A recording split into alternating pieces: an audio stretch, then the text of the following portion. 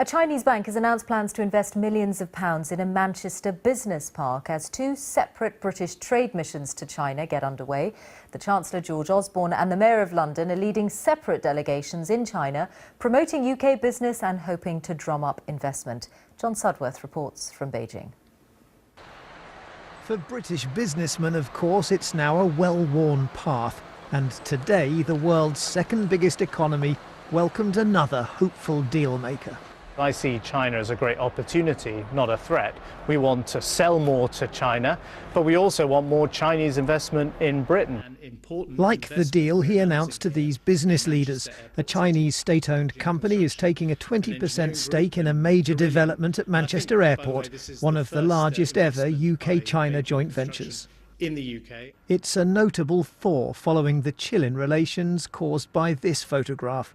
China considers Tibet's exiled spiritual leader, the Dalai Lama, to be an enemy of the state. But wait more than a year for someone to help mend the rift, and two turn up at once. On day one of his trip, the London mayor stopped off at this UK trade fair in Beijing, complete with mop-topped cover band. It's very important that Britain at all levels, both in London and nationally, should show our absolute determination to build on what is happening. Do you know, in the last 4 years, trade with China has more or less doubled. It's unusual, of course, to have two high-profile trade visits to the same country at the same time, particularly when the men in question are potential rivals in any future Tory leadership race.